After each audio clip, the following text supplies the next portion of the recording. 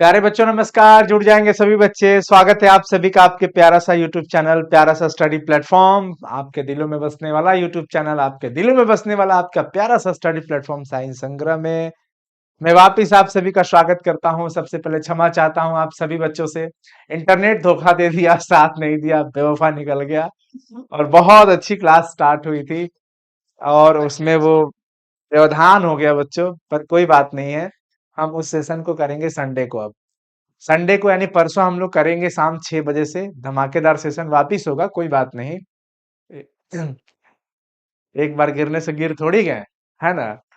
तो इंटरनेट ही चला गया, साथ नहीं दिया। कोई बात नहीं बच्चों, आप लोग पेशेंस रखना, आप लोग भरोसा रखना। सेशन बहुत अच्छा होने वाला होगा, बहुत अच्छा होगा। मतलब आप ना जब वो सेशन कर लोगे ना तो आपके अंदर एक अलग लेवल का कॉन्फिडेंस मैं बिल्ड करा दूंगा, अलग लेवल का, अलग लेवल का। तो कोई बात नहीं, आप लोग साथ दीजिएगा। बेवफा निकल गया वो, पर आज हिंदी को पढ़ लेते हैं ना। आप लोग थोड़ा सेशन को शेयर कर दो मेरे दोस्त। आप लोग एक बार सेशन को शेयर कर दीजिएगा ताकि और भी बच्चे हिंदी की क्लासेज में जुड़ पाए। और कल हमारी जो हिंदी अधूरी रह गई थी उसे हम लोग पूरा कर लेते हैं आज।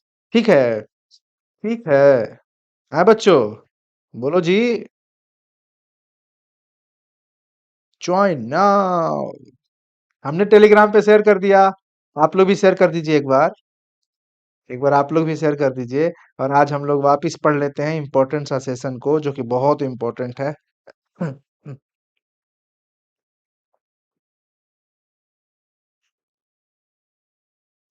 इंटरनेट चला गया था ना पूरा, गोल गोल घूम रहा था। हम पढ़ाते जा रहे हैं, फिर वापस पीछे देखे तो पता चला चला गया है। कोई बात नहीं है।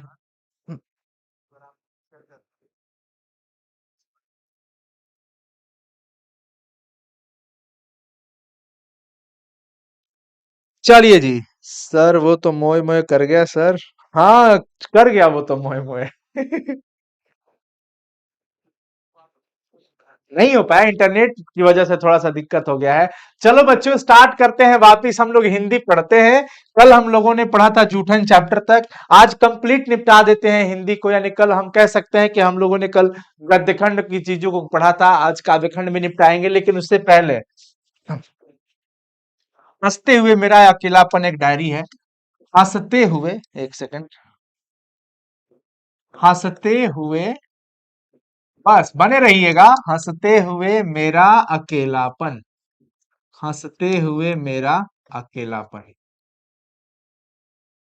हंसते हुए मेरा अकेलापन। इसे हम लोग करते हैं कंप्लीट। ये बच्चों इस चैप्टर के लेखक हैं मल्ल्या जी। हम सारांश के रूप में आपको बताने वाले हैं। मल्ल्या जी हृदय रोग के बड़े बीमार व्यक्ति रहते थे, बहुत डरे सहमे रहते थे। इनको अपनी उम्र में कई बार बीमारियों का सामना करना पड़ा है और काफी डरे सहमे रहते थे। ये डायरी लिखे हैं।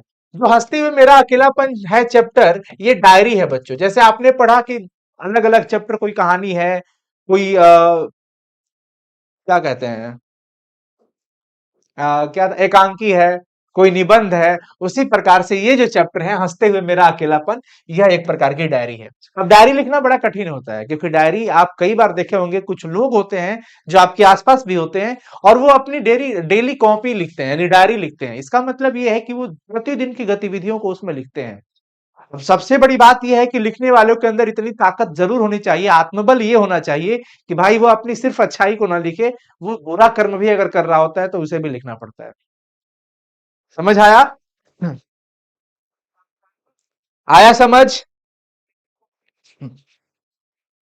सर नया बैच कब स्टार्ट होगा? मैं नया बैच के बारे में बताता हूँ। काफी बच्चों का भाई कमेंट आ रहा है और मैं नहीं देख पा रहा हूँ, मैं नहीं बता पा रहा हूँ। मैं आप लोगों को नया बैच के बारे में बता रहा हूँ। अन्नू सर की टीम प्रहार बैच 2025 लेकर आ चुकी है बच्चों। प्रहार बैच 2025 बहुत कम प्राइस में। आप जुड़ना चाहें तो हमारे साइंस संग्रह ऐप को इंस्टॉल करिए।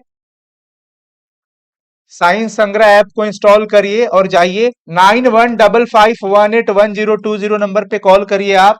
और 2024 के जो बच्चे हैं संजीवनी बैच से जुड़े, उनको बहुत अच्छा वीवीआई क्वेश्चन मिल रहा है, क्वेश्चन बैंक वगैरह सब। संजीवनी 2024, ये भी जाइए साइंस संग्रह ऐप पे जुड़ करके पढ़ाई कर सकते हैं। प्रहार बैच जो है बच्चों, हिंदी मीडियम में भी है, इंग्लिश मीडियम में भी है और आर्ट्स के बच्चों के लिए भी है। तो आप लोग एडमिशन स्टार्ट हो चुका है, करा लीजिए। जो भी आपके छोटे भाई बहन होंगे आप जरूर बता दीजिएगा। उससे पहले हम आ जाते हैं कहाँ पे, हंसते हुए मेरा अकेलापन पे। डायरी लिखना कठिन इसलिए हो पाता है क्योंकि उसमें सारी बातें, सत्य बातें लिखनी पड़ती है। सत्य, सत्य मतलब समझते हो ना, सत्य मतलब सच बातें। जो भी आपके साथ घटित हुआ रहता है वो सब कुछ उसमें मेंशन करना पड़ता है, सब कुछ लिखना पड़ता है डायरी के अंदर। लेखक इस चैप्टर के अंदर डायरी ही लिखते हैं, अलग अलग दिनांक की घटनाओं को लिखे हैं, जिसमें विशेष एक मिलिट्री छावनी वाली जो पेड़ काटी जा रही है, पहली डायरी वहां से स्टार्ट होती है। उसके बाद वो तमाम अपने जीवन के अनुभवों को उसमें उतारे हुए हैं। एक उनकी सबसे अच्छी इमोशनल जो कंटेंट था डायरी का, जो डेट था, उस डेट के अंदर वो लिखते हैं एक छोटी सी बच्ची का जो सेब काट रही है। मतलब उसके सामने ठेले पे सेब के काफी सारे ढेर पड़े हुए हैं, और उन बच्ची की आंखों में सिर्फ इतना है कि आज मुझे सेब पूरी के पूरी खाली कर देना है, मतलब बेच देना है, पूरा बेच देना है। उसके पास ग्राहक आते हैं और ग्राहक को वो अपना फल चखाकर संतुष्ट कराना चाहती है कि सेब मीठा है, पर वो कोशिश करती है, छोटी सी बच्ची की कलाई जोर लगाती है, वो अपनी हाथों से, चक्कू से सेब काटने की कोशिश करती है, पर नहीं कट पाता है। और मतलब एक होता है ना कि कोशिश किया नहीं कटा, और एक थकी थकी सी आवाजों में कि लीजिए खुद ही चख लीजिए, ऐसा कह के अपने ग्राहकों को बताती है। लेकिन उसकी आंखों के अंदर वो भूख दिखता है, वो सपना दिखता है कि वो किसी तरह चाहती है कि हमारे ग्राहक आए और जितना जल्द हो सके ये सेव समाप्त करके मैं वापस घर चल जाऊं। लेखक अपने जीवन के अनुभवों को भी उसमें उतारते हैं, लेखक यथार्थ को भी रचते हैं। लेखक डरे सहमे रहते हैं, इस बात को भी लिखते हैं कि उनको इस बात से बहुत ज्यादा घबराहट होता है, उनको इस बात से बहुत ज्यादा डर होता है कि अगर घर में किसी की तबीयत खराब हो जाएगी तो मैं क्या करूंगा, किस हॉस्पिटल में लेके जाऊंगा, रात को क्या करूंगा, कौन सी गाड़ी बुलाऊंगा, कैसे लेके जाऊंगा, क्या करूंगा, डॉक्टर से क्या बोलूंगा। इन चीजों को लेकर के वो काफी डरे सहमे हुए रहते हैं। दूसरी चीज, वो इस बात से भी डरे हुए रहते हैं बच्चों की, कहते हैं कि अगर कोई छोटा बच्चा घर से बाहर निकल जाता है, पार्क में आसपास किसी बच्चों के साथ खेलने चला जाता है, और जिस दिन वो समय से नहीं आ पाता है वापस, बाकी दिन समय से आता है और एक दिन नहीं आ पाता है, तो मन में अनायास एक अलग सी बेचैनी होती है, एक अलग सी घबराहट होती है कि कहाँ गया, क्यों नहीं आया। वापस जाने पे पता चलता है वहां पर कि वो नहीं है, इधर उधर हो गया है, तो एक अलग मन में डर सा बैठ जाता है, अलग सा टेंशन हो जाता है। इसके साथ साथ वो यह भी जिक्र करते हैं कि अगर घर का कोई भी बड़ा व्यक्ति, कोई भी व्यक्ति बाहर कहीं काम पे गया हो, किसी भी घर पे अगर समय से नहीं आ पाता है, तो एक अलग से डर, जैसे उनके घर के पिताजी आपके जॉब करने जाते हैं, डेली ऑफिस जाते होंगे, ऑफिस जाते हैं डेली, मान लो कि शाम को 7 बजे घर आ जाते हैं, लेकिन इस एक दिन 8 बज गया, 8 बज गया नहीं आए, फोन लगा रहे हो नहीं लगा, स्विच ऑफ आ रहा है। आप थोड़ा डिले होता है तो आदमी कॉम्प्रोमाइज करता है खुद के साथ कि चलो यार, कहीं ट्रैफिक वगैरह होगा, तो कहीं फंसे होंगे ट्रैफिक में, कहीं ट्रैफिक में फंसे होंगे, आ ही जाएंगे, आ ही जाएंगे। कई बार ऐसा होता है ना। लेकिन प्यारे बच्चों, जब 8 बज जाए, 1 घंटा हो जाए, 1.5 घंटा हो जाए, 2 घंटा हो जाए, फिर भी घर पे कोई दूर दूर तक खबर नहीं कि वो अभी तक आए हैं कि नहीं, नहीं आए हैं, फोन नहीं लग रहा है, सब लोग खाना नहीं खा रहे, मन ही मन सब गुराते हैं, भगवान है काली बाई, जल्दी सही सलामत घर भेज दिए, रोड के काल मिठाई चलाई भाई, सब कुछ चलता है, सब कुछ चलता है, हे भगवान, छाती पे हाथ रहता है। मम्मी चाची लोग यही कहती है कि छाती पे हाथ है, मतलब एकदम मन घबराया हुआ है, डरा हुआ है। और वो व्यक्ति सही रहता है, हमारा मन नकारात्मक ही सोचता है, उस समय हम गलत गलत विचार आते हैं कि कहीं उनका एक्सीडेंट तो नहीं हो गया, कहीं कुछ उनके साथ गलत तो नहीं हो गया, वहां पे हैं, किस तरीके से है, फोन भी बंद आ रहा है, समझ नहीं आ रहा क्या करे। हमारा मन कहीं अच्छा तक नहीं सोच सकता कि हाँ कहीं किसी के साथ होंगे, फोन डिस्चार्ज हो गया होगा, चार्जर नहीं होगा, हो सकता है गाड़ी नहीं मिल रही हो। हम ये बहुत कम सोच पाते हैं, इसका प्रतिशत बहुत कम रहता है। डर जाते हैं हम, बहुत घबरा जाते हैं, और वो व्यक्ति सही सलामत कुछ ही देर के बाद वापस आ जाता है। इन तमाम चीजों की चर्चा करते हैं वो। उम्र की फसल, खेतों की मेड़ वगैरह की भी चर्चा करते हैं, मेड़ की कौओं को देखते हैं, उस पर भी चर्चा करते हैं। बच्चे कह रहे हैं कि सर मजा आ रहा है, समझ में आ रहा है, बहुत सुंदर, बहुत सुंदर। उनको बुरी बुरी बीमारियों का डर डर भी रहता है कि मुझे अगर और कोई बीमारी हो गया तो मैं क्या करूंगा, किसके पास जाऊंगा, भयंकर बीमारी न लग जाए मुझे, क्या ही होगा मेरा, मेरे परिवार का क्या होगा। इस प्रकार से मल्लिया जी डायरी को कंप्लीट करते हैं बच्चों, इस प्रकार से मल्लिया जी डायरी को कंप्लीट करते हैं। यस और नो बता दो सभी लोग, बता दो जी, समझ आ गया क्या?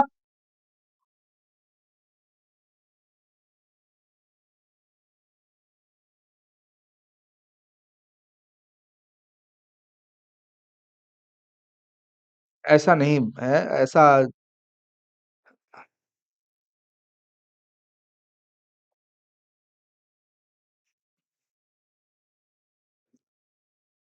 एक बार सभी बच्चे बताएं फटाफट से, सेशन समझ में आ रहा है? यस और नो बता दो।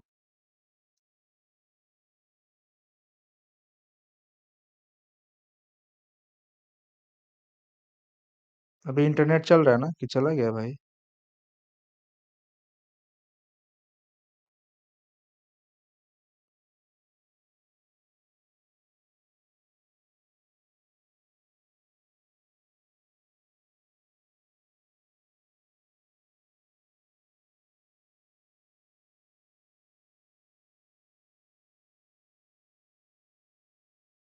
सर हिंदी का भी क्वेश्चन बैंक करा दीजिएगा। हाँ जी बिल्कुल करा देंगे।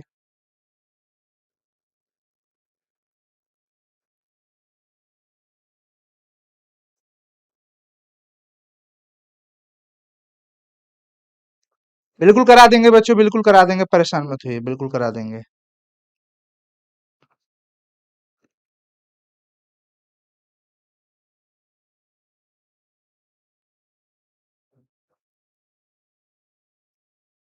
नेट चल रहा है ना भाई? मैं भी कंफ्यूज हूँ।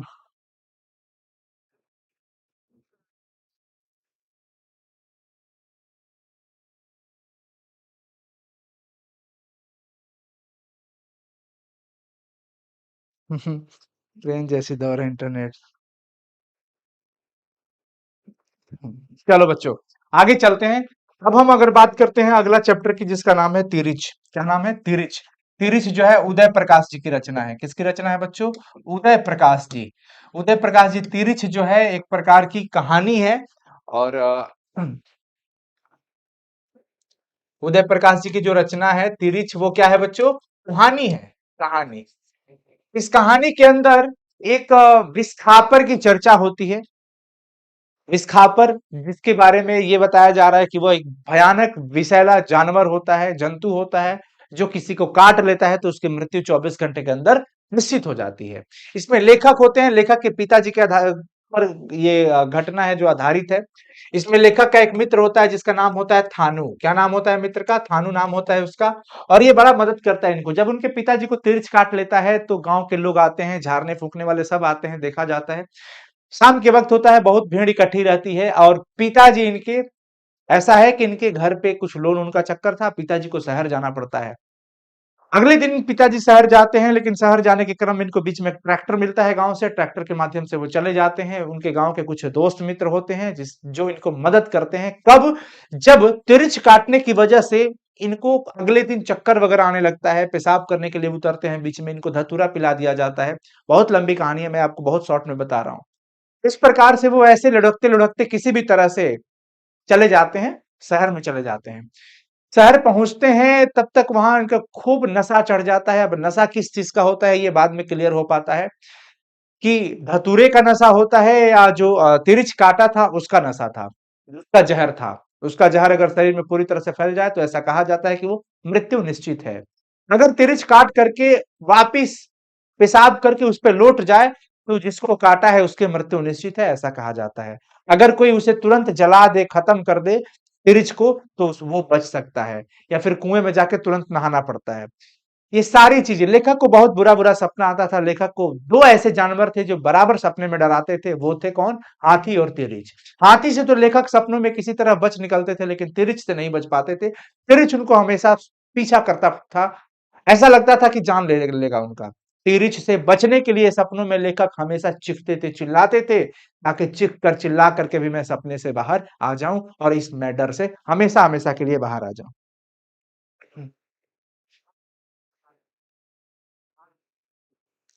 देखो बच्चों, हम कहेंगे कि आप लोग पढ़ाई पे फोकस करिए। पढ़ाई पर फोकस करिए। विशेष सवाल जो आप पूछ रहे हैं कि सर क्यों छोड़े, क्या छोड़े, तो वो चीजें बहुत पर्सनल थी। और मुझे लगता है कि उन चीजों को शेयर करने का कोई सेंस नहीं बनेगा। पर चीजें थी जिसकी वजह से हम कंटिन्यू नहीं कर पाए ना। तो जब तक था तब तक था। मनीष रॉय जी नहीं हूँ। ठीक है ना? तो आप लोग प्लीज पढ़ाई पे फोकस करिए। पढ़ाई पे फोकस करिए आप लोग। इन सब चीजों में आप मत उलझिए। मैं नहीं चाहता हूँ आप उलझिए इन सब चीजों में, क्योंकि आपकी एनर्जी बेकार होगी। क्योंकि आपका एग्जाम सामने है बस। आगे चलिए बच्चों। इस चीज के अंदर बच्चों ये है कि लेखक के पिताजी शहर जाते हैं, तिरछुन उनको काटा हुआ रहता है और अगले 24 घंटे के बाद ठीक उसी टाइम पे इनकी मृत्यु हो जाती है। उसी टाइम पे मृत्यु हो जाती है जिस टाइम पे पिछले 24 घंटे में उनको तिरछ काटा था। लेकिन इन 24 घंटे के क्रम में शहर जब गए होते हैं और शाम के वक्त तक बहुत तमाम ऐसी घटनाक्रम होती है जिसमें पिताजी की स्थिति दयनीय हो जाती है। तन पे कपड़े तक नहीं रह पाते हैं, पूरा चेहरा चोटिल हो जाता है। कहीं बच्चे पत्थर चला के मारते हैं तो कहीं होटल वाला वेटर था वो उनको पीट रहा है, कहीं पुलिस थाने में उनको मारा गया। तमाम चीजें हुई, तमाम घटनाएं हुई। ठीक है बच्चों, एक सेकेंड।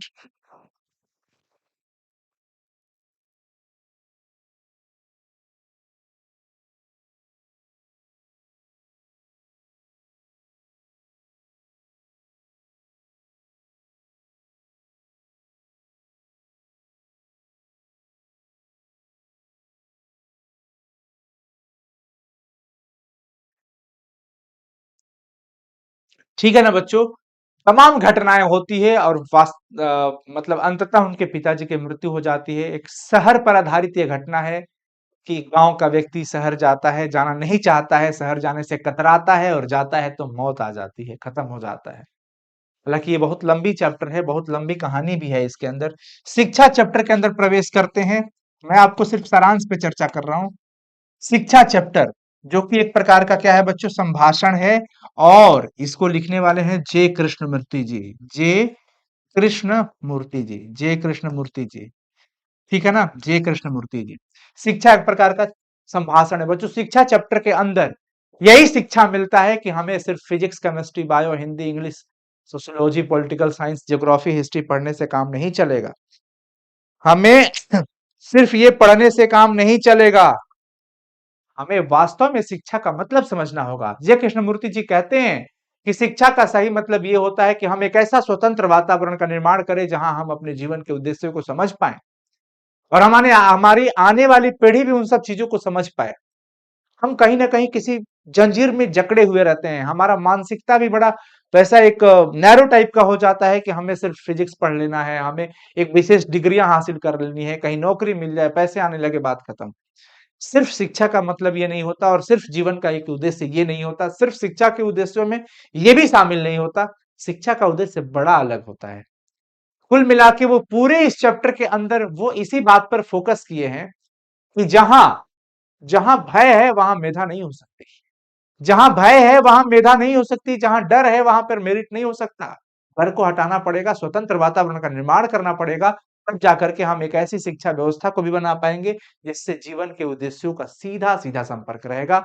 और बच्चे ये बात को फोकस जरूर करें कि आपको सिर्फ एक विषय विशेष नहीं बनना है, ना ही सिर्फ अर्थ के लिए आप कुछ कर रहे हैं, पढ़ाई कर रहे हैं।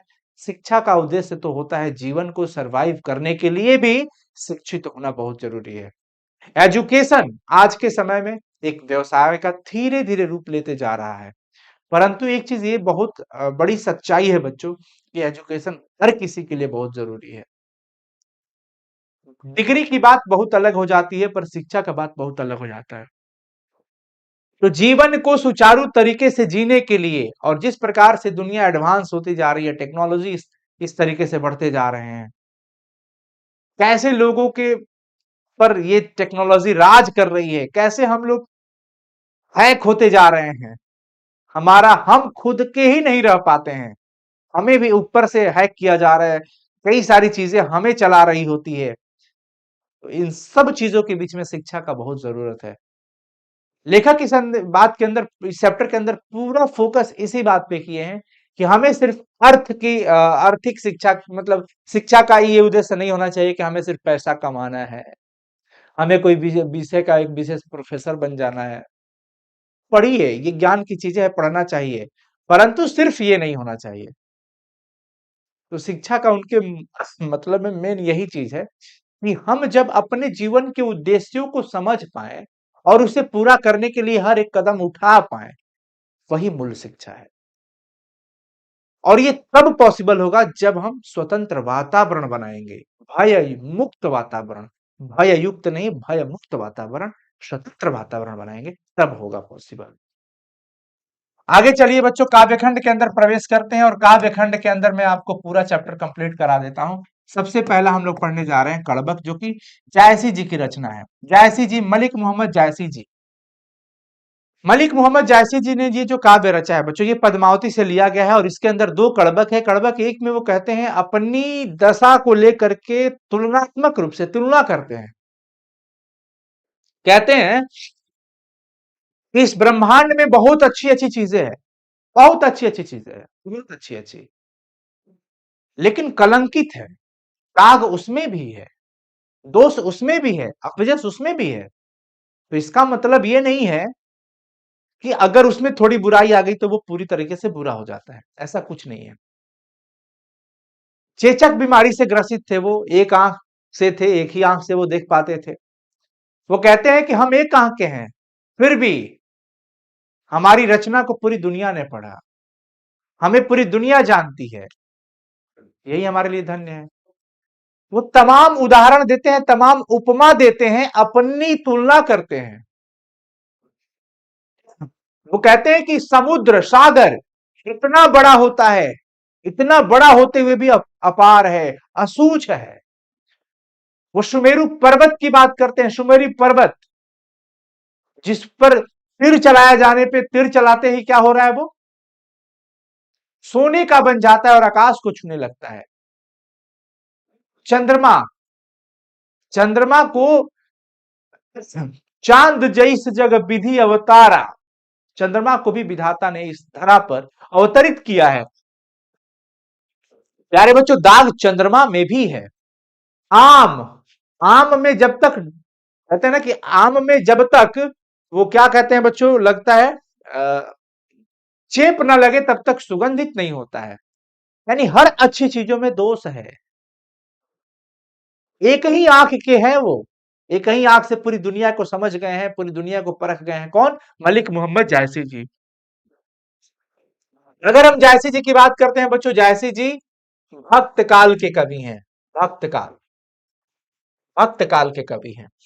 इस चैप्टर के अंदर ये अपनी एक आंख की तुलना नेत्र दर्पण से करते हैं। कहते हैं दर्पण में जिस प्रकार से सब कुछ स्वच्छ दिखता है, वही हमारा आंख भी है।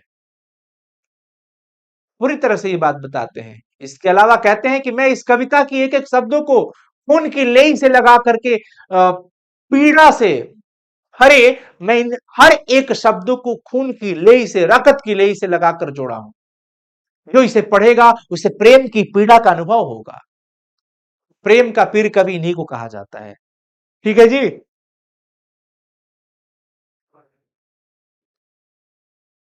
आप लोग समझ पा रहे हैं, मेरी बात को सुन पा रहे हैं?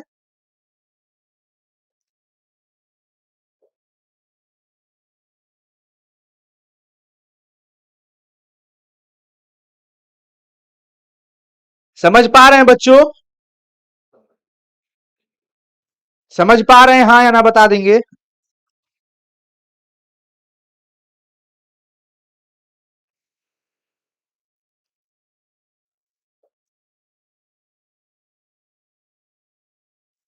बोलिए जी, बोलिए बोलिए।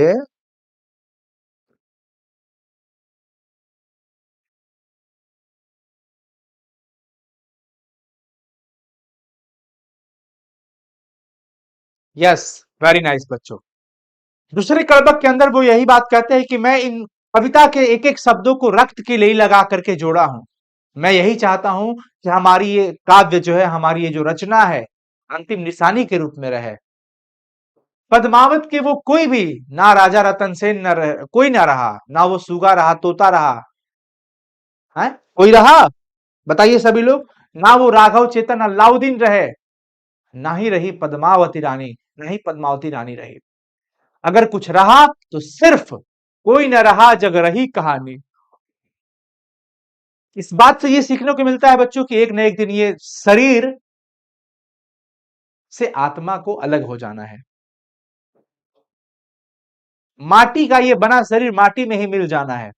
अगर यहां कुछ रहने वाला है तो वो है कर्म।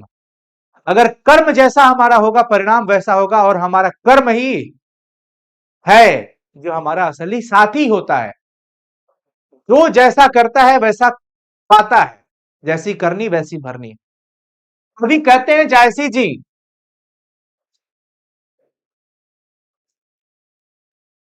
कि धनी सोई जस कीरति जासु, फूल मरे पे मरे न बासु। वो कहते हैं, सीधी बातों में अगर मैं थोड़ा सा आपको समझाने की कोशिश करूं तो मैं ये कहूंगा, पुष्प भले ही मुरझा जाता है पर उसकी जो सुगंध है ना उसमें व्याप्त रहती है। इंसान भले ही मृत हो जाता है पर उसकी कीर्ति यहां पर व्याप्त रहती है। कवि यही चाहते हैं कि उनकी अंतिम निशानी रहे और दो शब्दों में लोग उनको पढ़े, उसको जाने, उनको जाने। कवि सिर्फ यही कहते हैं कि यश ना तो किसी ने बेचा है ना ही किसी ने खरीदा है। यश को ना ही किसी ने खरीदा है ना ही किसी ने बेचा है, कर्म के आधार पर यह आधारित है। मैं सिर्फ यही चाहता हूं कि मैं रहूं या ना रहूं, लेकिन मेरे इस काव्य को, मेरी इस रचना को कोई दो शब्दों में जरूर पढ़े। ठीक है बच्चों, आगे चले। दूसरा में आप चर्चा करते हैं सूरदास जी के पद का।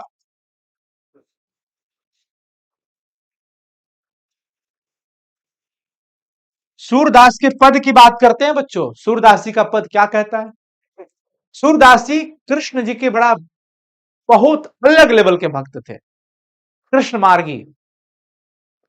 अब इसमें जो पद है वो दो है, पद 1 और पद 2। पहले एक चीज समझ जाइएगा, इस पूरे के काव्य के अंदर वात्सल्य रस है।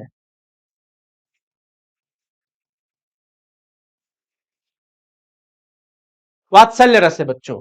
पद 1 के अंदर मां यशोदा उनको जगाने के लिए कोशिश करती हैं, सुबह होने का प्रमाण देती है, जागो हे ब्रजराज कुंवर, हे ब्रज के राजा, आप उठिए, सुबह हो जाइए, सुबह उठ जाइए, सुबह हो गई है। सुबह होने का अनेकों प्रमाण देती है, चिड़ियां चहचहाने लगी, पक्षियां चिल्लाने लगी, गाय गायें भी आवाज देने लगी है, सुबह हो चुका है। हैं? भौरे भी, आप लोग समझ पा रहे हो क्या? बताओ जी बच्चों।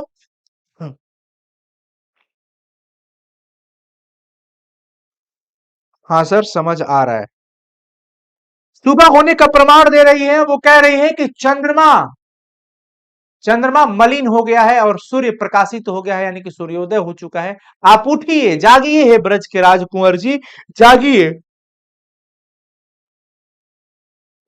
तमाम प्रमाण देती हैं सुबह होने का और उनको जगाने की कोशिश करती हैं। दूसरे पद के अंदर सूरदास जी लिखते हैं कि नंद जी के गोद में बैठ करके ये खाना खा रहे हैं, कन्हैया जी, कृष्ण जी खुद भी खा रहे हैं, उनको भी खिला रहे हैं। उनके पास अनेकों प्रकार के आइटम रखे हुए, बेसन बड़ा, अलग अलग प्रकार के सब कुछ पड़ा हुआ है, दही, माखन, मिश्री, मलाई, सब कुछ है, वो खा रहे हैं, खिला रहे हैं। ये दृश्य इतना अच्छा लग रहा है कि सब लोग देख करके बहुत खुश हो रहे हैं, विशेष करके नंद जी की रानी देख रही हैं, तो बहुत अच्छा लग रहा है उनको।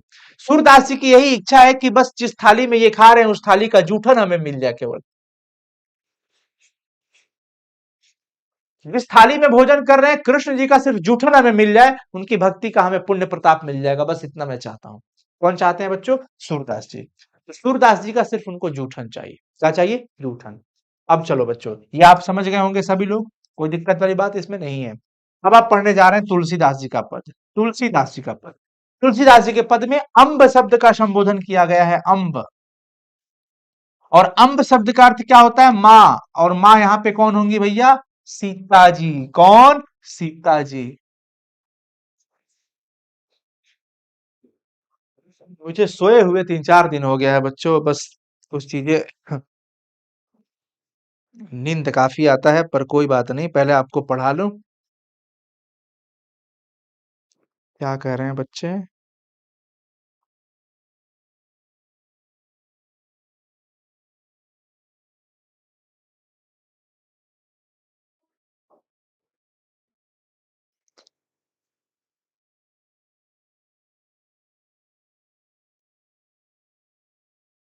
देखो बच्चों, अगर सीता जी वाला बात करते हैं, तुलसीदास जी चैप्टर के अंदर जाते हैं तो तुलसीदास जी में क्या चीजें थी? तुलसीदास जी कबहुक क अम्ब अवसर पाई, यानी माता सीता को संबोधित करते हैं अम्ब कह करके, और अपनी दिनहीन दशा को बता रहे हैं, कह रहे हैं कि हे माँ, जब भी मौका मिले एक अच्छा अवसर पा करके प्रभु श्री राम जी से मेरी दुख दर्द के बारे में बता देना। मैं उनका नाम लेकर के अपना पेट भरता हूं और मैं चाहता हूं कि मैं इस जीवन रूपी भवसागर को पार कर पाऊं। लेकिन जीवन रूपी भवसागर को पार कराने में अगर कोई मेरी मदद कर सकता है तो वो है श्री रामचंद्र जी। वो है सिर्फ और सिर्फ श्री रामचंद्र जी, क्योंकि क्योंकि मैं संसार में अनेकों साधु संतों के पास गया और पूछा इसका उपाय, तो उन सब ने सिर्फ उन्हीं का नाम बताया है। और मैं चाहता हूं कि मेरी आप दिनहीन दशा के बारे में प्रभु श्री राम जी से बताइए। मैं तो उनके दासी का दास हूं, मैं उनका नाम लेकर के पेट भरता हूं अपना। कौन कह रहा है? तुलसीदास जी कह रहे हैं कि मां, अगर आप ये बात बताओगी उनको, प्रभु को, अगर वो पूछेंगे कि तुम किसके बारे में बात कर रही हो सीता जी, तो बता देना मेरी नाम रख करके, मेरी दिनहीन दशा के बारे में बता देना। मैं पापी हूं, अघी अघाई, मेरे अंग काम नहीं कर रहे हैं, इस जीवन रूपी महान भवसागर को कैसे पार कर पाऊंगा मां। बस इसके लिए प्रभु श्री राम जी से मैं आपसे विनती करता हूं कि आप ये मेरी सूचना के रूप में स्वीकार कर लीजिए और आप प्रभु श्री राम जी तक ये बात पहुंचा पाइएगा। आप तो जगत की माता है, आप तो पूरे संसार के लोगों की मां है, तो मां बेटे पे कैसे ना कृपा कर पाएगी। मां से विनती करते हैं कि कबहू कयम्ब अवसर पाई, हे मां, कभी भी अवसर पा करके ये पूरी बात कह देना। किससे? राम जी से। समझ आया? मैं आपको ओवरऑल बता रहा हूं, समझ आया जी बच्चों? है जी, बताइए प्यारे बच्चों, बता दो।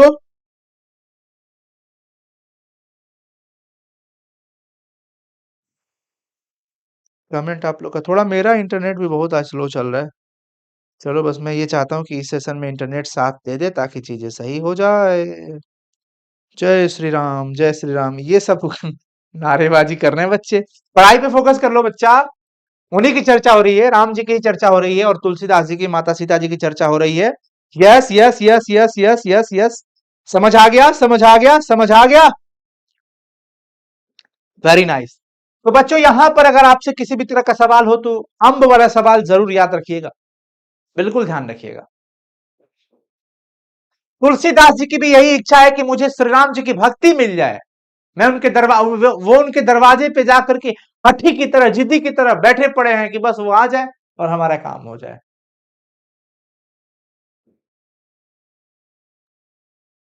ठीक है बच्चों, तो ये भी आप लोग समझ गए होंगे। उसके बाद अगर हम लोग बात कर लेते हैं, तो चौथा चैप्टर कौन आता है बच्चों? कविता आता है क्या? कौन सा चैप्टर आता है? उसके बाद का चैप्टर कौन सा है? जरा आप सभी लोग बताएंगे, सभी बच्चे बताएंगे उसके बाद का चैप्टर।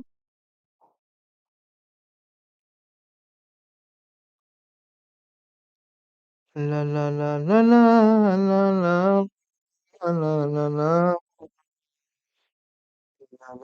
ला ला।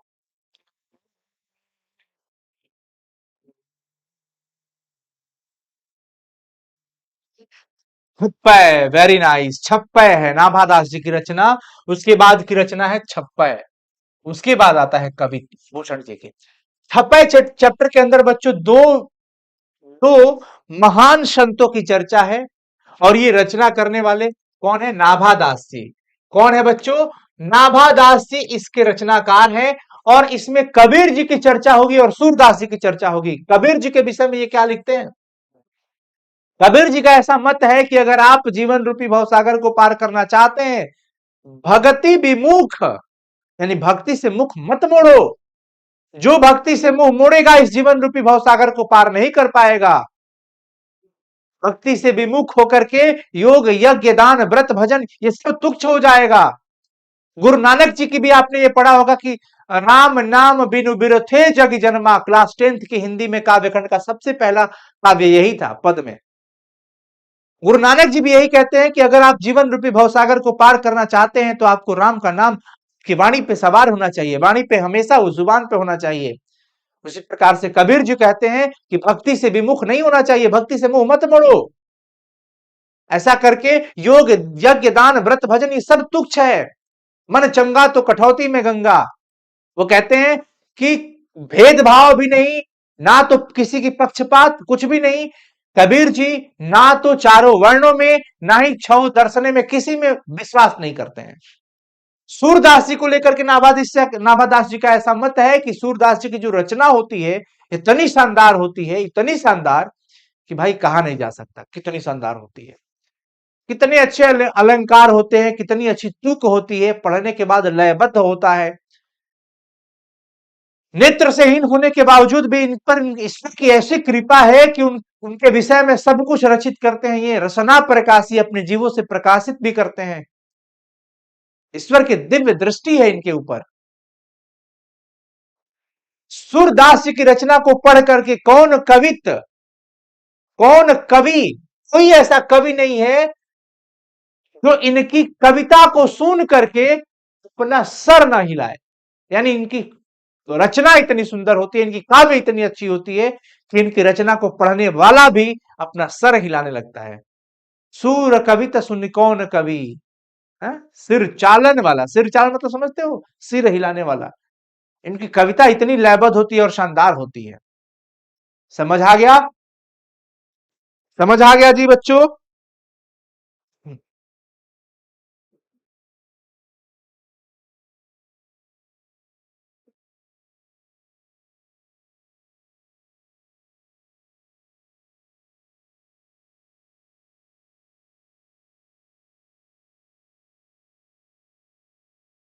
अब देखिए, एक बच्चा कह रहा है कि सर आप कौन से कास्ट हैं। अब देखिए, अब मैं क्या बताऊं। मैं मैं हिंदुस्तान का हूं। हम हिंदुस्तानी हैं। मैं हिंदुस्तानी हूं। हम हिंदुस्तानी हैं। आपके लिए एक शिक्षक हैं, यही हमारी जाति है। एक इंसान है, यही हमारी जाति है। यही हमारी कास्ट है। अब आप जो समझ पाओ। प्यारे बच्चों, इन सब चीजों में कुछ भी नहीं है। बस हम हिंदुस्तान से हैं, यही हमारे लिए सबसे बड़ी बात है। ठीक है जी।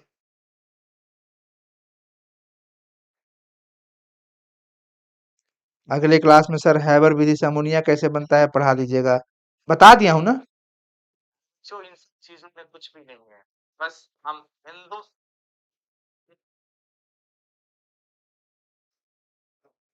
चलो बच्चों, आगे चलते हैं। अगला चैप्टर, छप्पे की चैप्टर हम लोग ने पढ़ लिया। अब हम कवित्त की बात कर लेते हैं।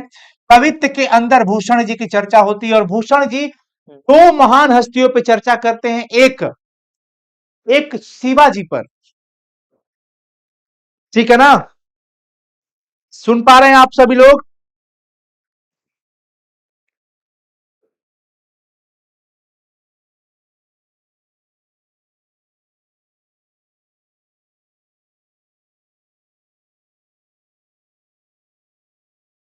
अरे बता दो सभी लोग।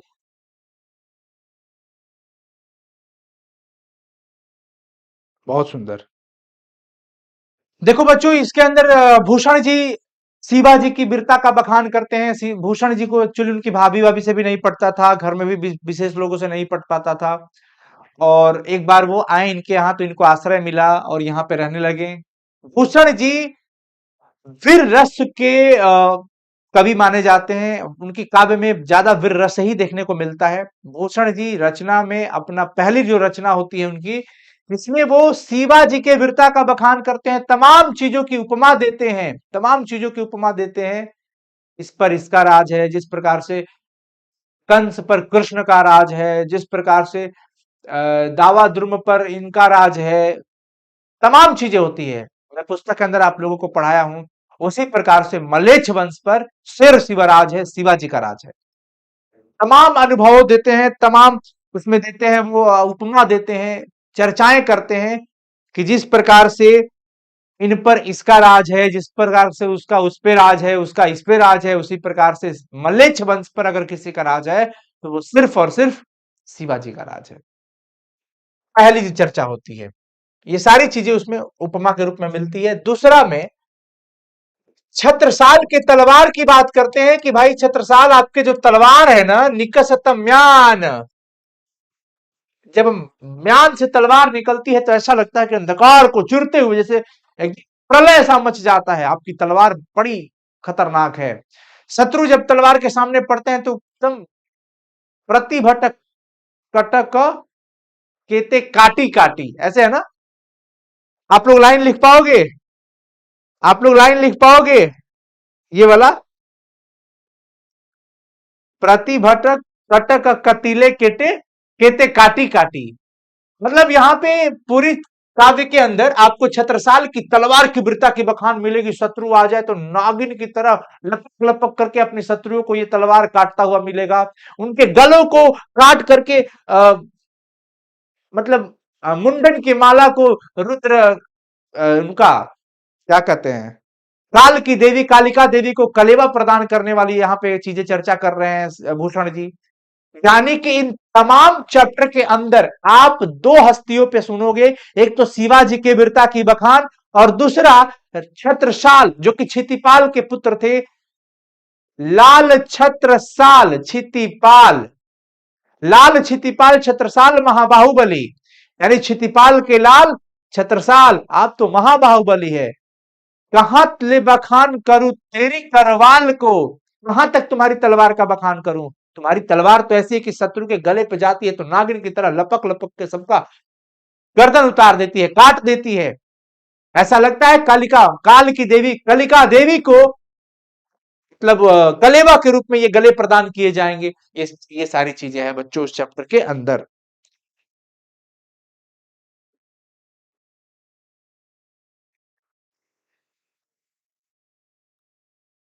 सब लिख रहे हैं प्रतिभटक कटक कटीले कहते काटी काटी, बहुत सुंदर। ये अभी मैं आपको सारांश बता रहा हूं, लेकिन कुछ बच्चों ने मुझे कहा था, मेल लिखा था कि सर एक बार काव्य पूरा लाइन बाय लाइन अर्थ बताइएगा, जिससे कि हम लोग का ऑब्जेक्टिव का निचोड़ हो जाए। बोले बिल्कुल हो जाएगा, परेशान नहीं होना है, वो भी करा दूंगा, वो भी करा दूंगा। ठीक है बच्चों, तो कवित्त चैप्टर के अंदर आपने क्या पढ़ा, शिवाजी की बखान है, शिवाजी का बखान, छत्रसाल की तलवार की बखान है, और करने वाले कौन है ये दोनों, भूषण जी है। करने वाले कौन है, भूषण जी है।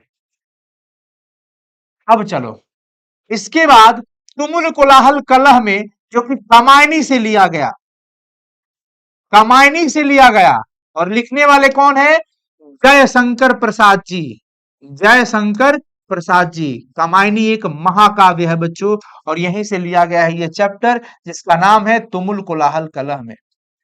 तुमुल कोलाहल कलह में जो चैप्टर है, श्रद्धा और मनु के बीच की एक छोटी सी वार्ता पर आधारित है। और वहां पर ये चीजें हैं कि श्रद्धा हृदय का संकेत हो जाती है और मनु मन की बात का संकेत हो जाते हैं।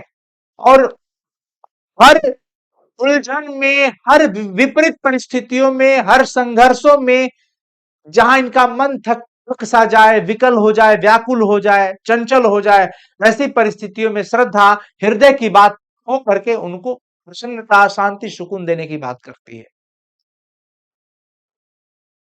जब ऐसा लग रहा है कि हे मनु, मनु मतलब मनुष्य के लिए है ये सारी चीजें, अब समझिएगा इसमें मन की बात और हृदय की बात का मेल कहां पे हो रहा है।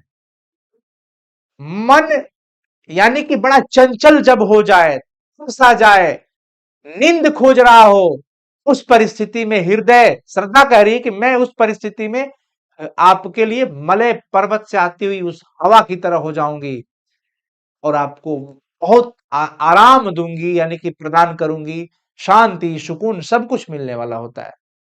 ये जो चैप्टर के अंदर चर्चा है उसमें बच्चों, समझ रहे हो सभी लोग।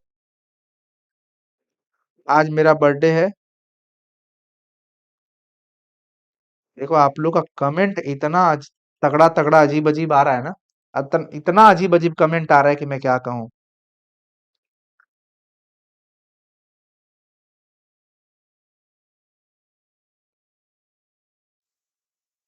ये सारी बातें श्रद्धा कहती है कि जब आपके जीवन में अंधकार सा चारों तरफ फैल जाए तो उस समय मैं एक किरण की तरह आपके सामने आ जाऊंगी। हृदय की बात हमेशा मन की बात के साथ आने की काम करती है, बात भी करती है कि हमेशा सामने आ जाऊंगी।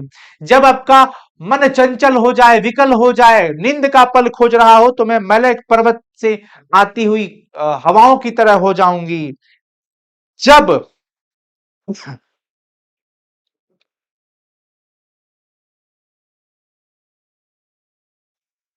सर जी थोड़ा और डिटेल में पढ़ाइए। भाई अब तो मैं रिवीजन करा रहा हूँ, मैं बहुत ज्यादा डिटेल में जाऊंगा तो टाइम बहुत ज्यादा लग जाएगा। लेकिन एक चीज है कि एक सेशन संपूर्ण काव्यखंड का भी और लेके आऊंगा, जिसमें लाइन आपको पढ़ाना है अभी। है ना? काफी बच्चों का वो कमेंट रहा है, तो मैं वो भी आप लोगों को करा दूंगा, आपको परेशान नहीं होना है।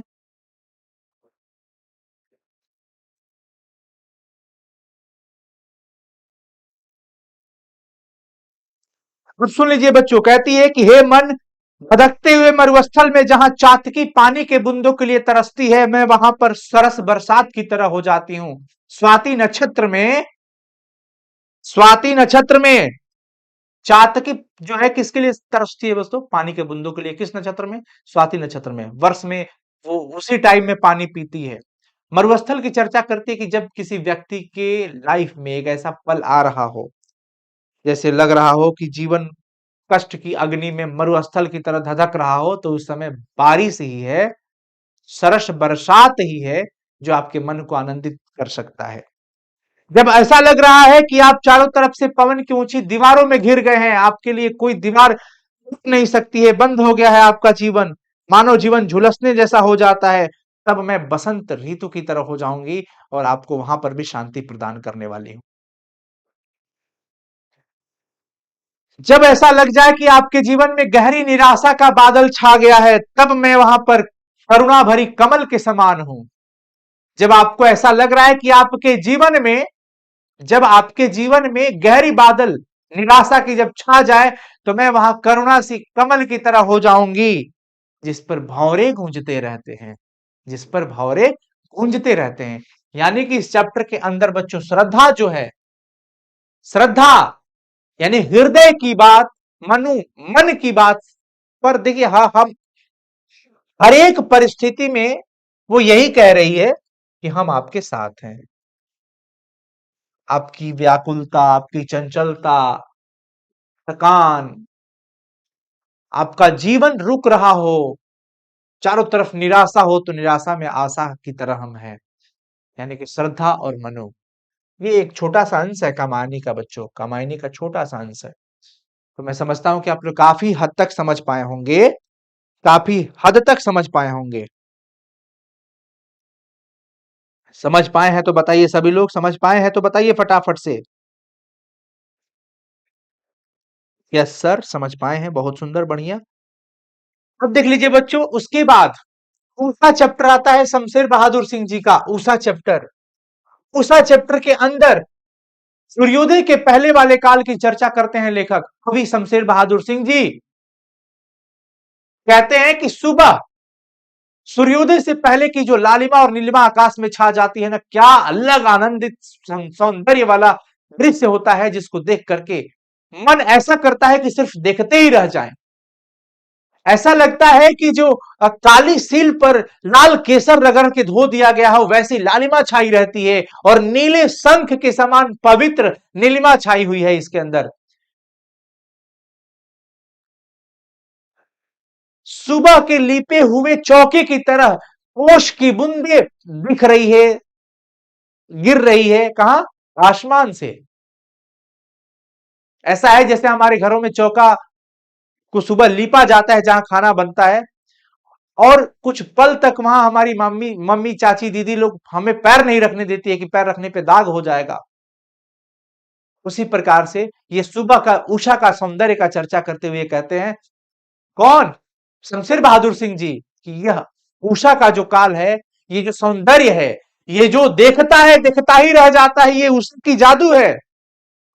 और ये जादू तब समाप्त हो जाता है जब सूर्योदय हो जाता है। जैसे सूर्य का प्रकाश चारों तरफ बिखर जाता है, फिर ये जादू समाप्त हो जाता है, क्योंकि सूर्य के प्रकाश के आगे वो मलिन पड़ जाता है।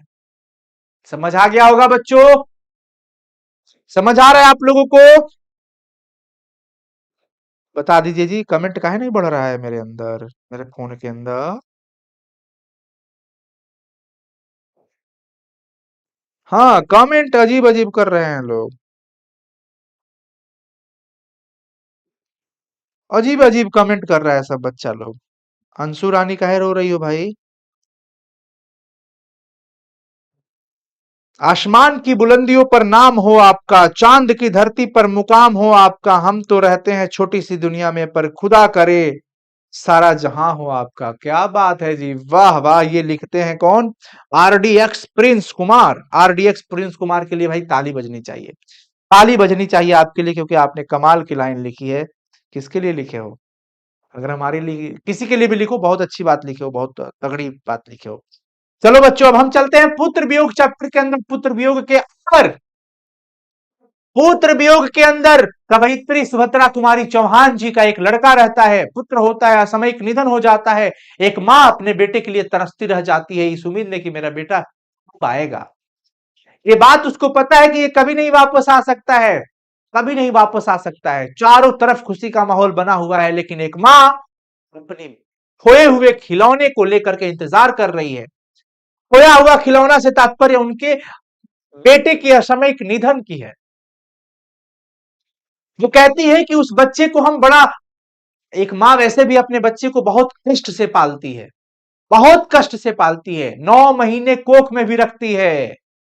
उसके बावजूद उसे बड़ा करने तक हमेशा अपना एक एक कतरा तक लगा देती है उसके अंदर। तो एक माँ कहती है कि उसको नींद समय पर आए, अच्छे से खिलाती थी, पिलाती थी, लोरियां सुनाती थी, उसको ठंड न लग जाए, नीचे पैर न रखने देती थी, हमेशा उसको गोद में उठाकर चलती थी।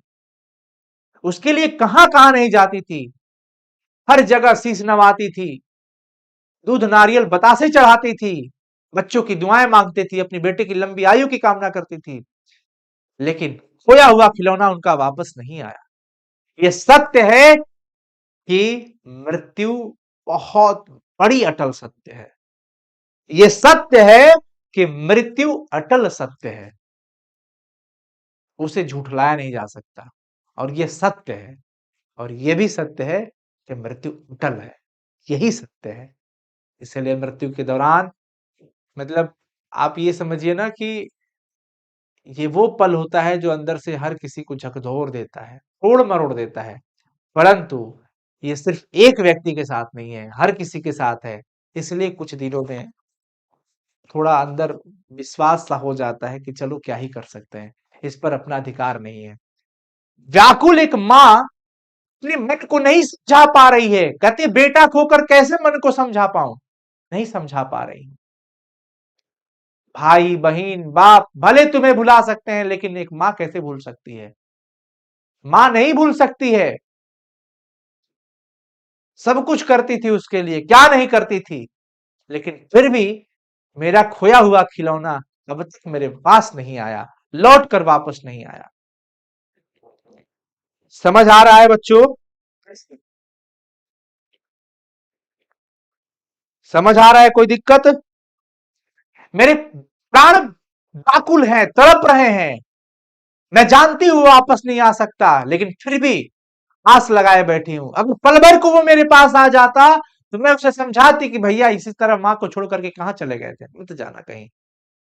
बेटा खोकर बहुत मुश्किल है, माँ को अपना मन समझाना बहुत मुश्किल है। तो वैसे छोड़ के कैसे चला जाएगा? अगर पल भर को भी आ जाता पास में, सुभद्रा कुमारी चौहान यानी एक माँ कहती है कि मैं अपने बेटे को समझाती। कैसे माँ को अकेले छोड़ के कहां चला गया था? है? बेटा खोकर बहुत मुश्किल है अपने मन को समझाना। मेरा मन हमेशा रोते रहता है, नीरस सा हो गया है, मन नहीं लगता है, बहुत जटिल है, बहुत मुश्किल है मन को लगाना।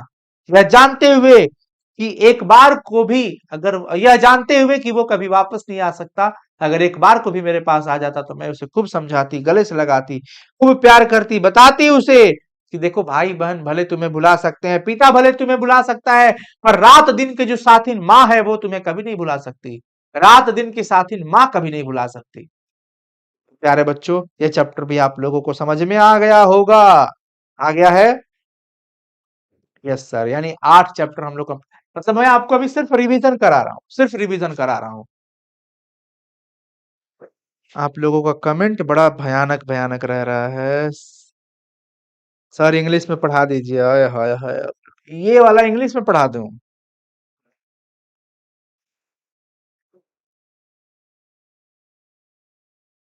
विदेशी कुमार कह रहे हैं सर टेलीग्राम पर ओरिजिनल चैनल कौन है? जो डिस्क्रिप्शन के लिंक में है वही ओरिजिनल चैनल है।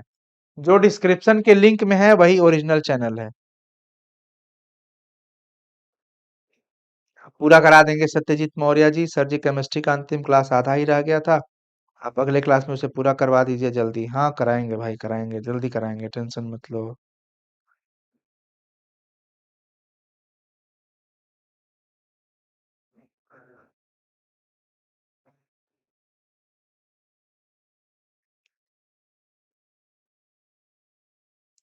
आगे चलते हैं बच्चों। जन जन का चेहरा एक गजानन माधव मुक्ति बोध जी की रचना है। वो कहते हैं कि मैं आपको पूर्ण सार बता रहा हूं। वो कहते हैं कि जन जन का चेहरा एक इस धरातल पर, चाहे वो अमेरिका का हो गली, चाहे कहीं की भी एशिया, यूरोप, कहीं की गली हो, सूर्य हर तरफ की गलियों में हर जगह अपना एक ही प्रकाश बिखेरता है। उसी प्रकार से शोषण करने वाले जो बड़े सत्ता पर जो लोग हैं, सत्ताधारी लोग हैं, वो गरीब किसान मजदूर लोगों का हमेशा शोषण करते हैं और सबके द्वारा एक ही तरह का दुख दिया गया है, एक ही तरह का चोट है, एक ही तरह का दर्द है। सूर्य जिस प्रकार से हर जगह पर समान किरणें बिखेरता है, उसी प्रकार से इन सत्ताधारी लोगों के द्वारा हर जगहों पर बराबर चोट दिया गया है। जन जन का चेहरा एक, हर लोग का चेहरा एक है, हर जगह, चाहे वो कहीं का भी हो। लेकिन जनता अब जाग चुकी है, हम सब जाग चुके हैं। हम जब एक हो जाएंगे तो हमारी ये शक्ति आ जाएगी उन्हें। यानी जनता जिन्हें सत्ता पे बिठाती है वहां से हटाने का भी अधिकार रखती है। इस चैप्टर के अंदर गजानन माधव मुक्ति बोध जी इसी बात पर जिक्र किए हैं और पूरी लंबी जो लाइन दी है उसमें सिर्फ यही संकेत है कि जो शोषण करने वाले लोग हैं, भ्रष्टाचार करने वाले लोग हैं, जो एक अलग सा अपने एक पहाड़ अपने कर्मों का बना चुके हैं, अगर हम सब एक हो गए, हमारी मुट्ठी एक हो गई, तो हम अपनी ताकत का परचम दिखा देंगे, जीत भी हमारी होगी, उत्सव भी हमारा होगा, सब कुछ हमारा होगा अगर जनता चाह ले तो। क्योंकि जो लोग थे वो सब एक ही प्रकार के लोग थे और वो एक जगह के नहीं थे, हर जगह वो लोग फैले हुए हैं जो शोषण करते हैं पूरे समाज के मध्यम वर्गीय परिवार के लोगों के साथ। तो वो जन जन का चेहरा एक, सबके ऊपर दिया गया दर्द, चोट, व्याकुलता सब एक है, जन जन का चेहरा एक है। ये पूरा इसके अंदर बताया गया है। ठीक है जी, समझ आ रहा है बच्चों?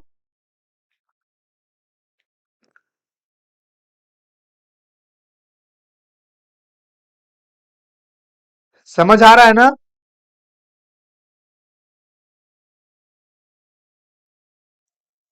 चलिए आगे बढ़ते हैं बच्चों। ये हो जाने के बाद ये क्या हो गया इनको।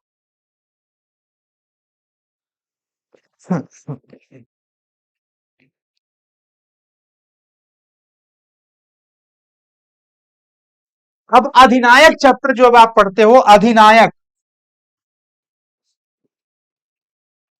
रघुवीर सहाय जी का, कहते हैं कि हरचरना का इसमें चर्चा होता है बच्चों। हरचरना जो कि एक आम जनमानस का एक प्रतीक होगा, सामान्य आदमी का प्रतीक होगा, मध्यम वर्गीय परिवार का एक प्रतीक होगा हरचरना।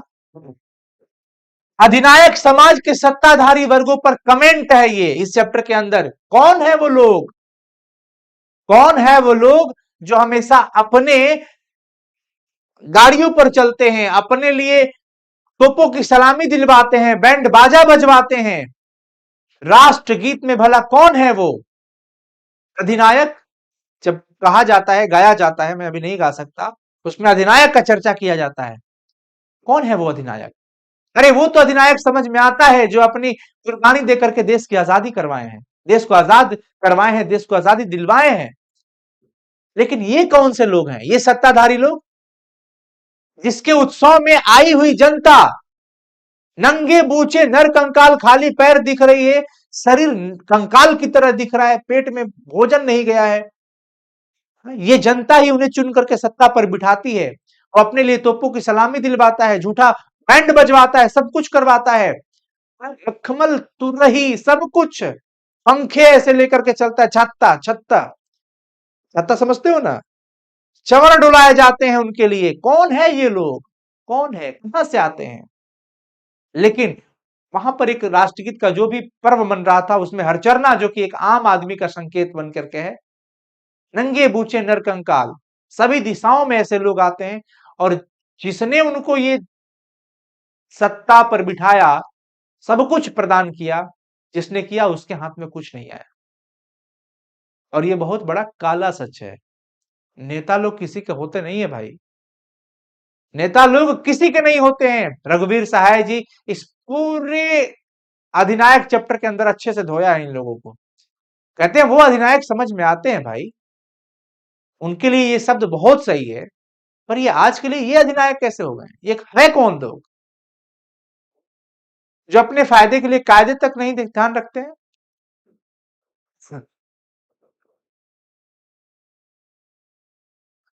प्यारे नन्हे, अब देखो ये हो गया। बहुत छोटा सा चैप्टर भी वैसे था ये, बहुत छोटा सा 4 पैराग्राफ का ही चैप्टर था इसमें, जिसमें सारी बातें यही है। प्यारे नन्हे बेटों को विनोद कुमार शुक्ल जी के द्वारा रचित यह एक बहुत अच्छा काव्य है।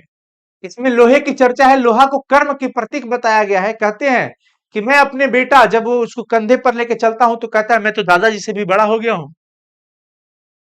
अपनी बिटिया से सवाल करते हैं कि बताओ कहां कहां लोहा पाया जाता है। वो तमाम एग्जाम्पल देती है कि लोहा हर जगह पाया जाता है, कलछुल सिगड़ी दरवाजे की सांकल में, दुनिया भर की एग्जाम्पल देती है, साइकिल सब कुछ देती है। फिर सोचती है, एकदम पतली सी है, बहुत तेज है, फुर्तीली है, फिर सोचती है और तुरंत से फिर जवाब देने लगती है। माता और पिता मिल करके उसको समझाते हैं, सिखलाते हैं कि बिटिया लोहा यहाँ यहाँ है, इन चीजों में लोहा पाया जाता है, इन चीजों में लोहा पाया जाता है। घर की तमाम वैसी चीजों का नाम बताते हैं जिसके अंदर लोहा पाया जाता है, चाहे वो घंटी हो, चाहे वो पहिया हो, चाहे वो बाहर तार जिस पर कपड़े सुखाए जाते हैं वो बांधा गया हो, कैंची हो, सब एग्जाम्पल देते हैं। अंततः लेखक वो कहते हैं कि यहां से लेके वहां तक ये बेटी बेटी जो अभी इतनी छोटी है, बाप की चाहत भी यही होती है कि जब ये बड़ी हो जाए तो हमारा ये जिम्मेवारी होता है कि इस बच्ची के लिए एक अच्छा सा घर वर ढूंढ दे और इसकी जिंदगी को उसके हाथ में सौंप दे। यहां से लेके वहां तक एक छोटा बच्चा, छोटे बच्चे को बड़े होने तक का जो सफर रहता है, उसमें कर्म का प्रतीक लोहा को ही ये दे रहे हैं।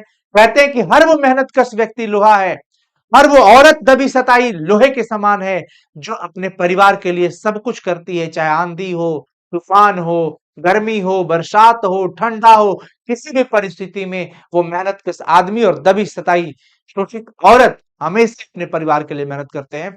पर वो लोग लोहे के समान है।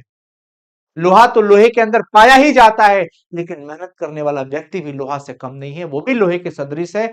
दबी सताई औरत जो अपने आप जीवन से लड़ रही होती है, वो भी लोहे के समान है, वो भी लोहे के समान है।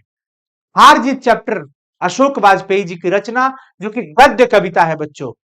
हार जीत चैप्टर क्या है? गद्य कविता है। ये सवाल बोर्ड एग्जाम में पूछा जाता है।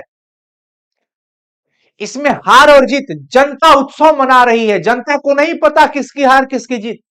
जनता को बस ऊपर से इतना खबर मिला है कि अरे उत्सव मनाओ, हम जीत गए हैं, हमारी रथ जीत यात्रा के शोभा यात्रा के साथ वापस लौट रही है।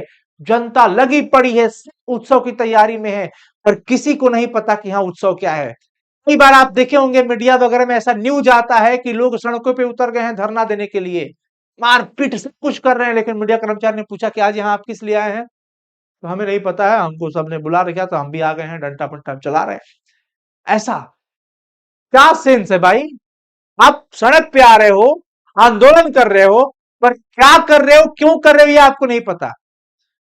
जनता, अशोक वाजपेयी जी कहते हैं जनता वैसी दुधमुही बच्ची की तरह हो जाती है कभी कभी, और इन्हें पता भी नहीं है, इनको बताया तक भी नहीं गया है कि हाँ कैसी जीत कैसी हार, और लड़ाई भी किससे हुई थी, कितने लोग मारे गए युद्ध में, ये तक भी नहीं पता है, बताया गया है। हाँ, इन सब के बीच एक बूढ़ा मशक वाला था जो सड़क की सिंचाई कर रहा था, सड़क को साफ कर रहा था, ताकि उधर से विजय यात्रा वाली जो टीम आ रही है रथ पर सवार होकर के उनको धूल ना पड़े। और वो सच नहीं बोल सकता है क्योंकि उसे दूसरा काम दिया गया है, सच बोलने की हैसियत नहीं रख सकता है, वो बोल नहीं सकता है। हार जीत चैप्टर के अंदर यही बताया गया है बच्चों। उसके बाद रहता है बच्चों गांव का घर। ज्ञानेंद्र पति जी की रचना। ज्ञानेंद्र पति जी कहते हैं कि अब गांव का गांव वो गांव नहीं रह गया।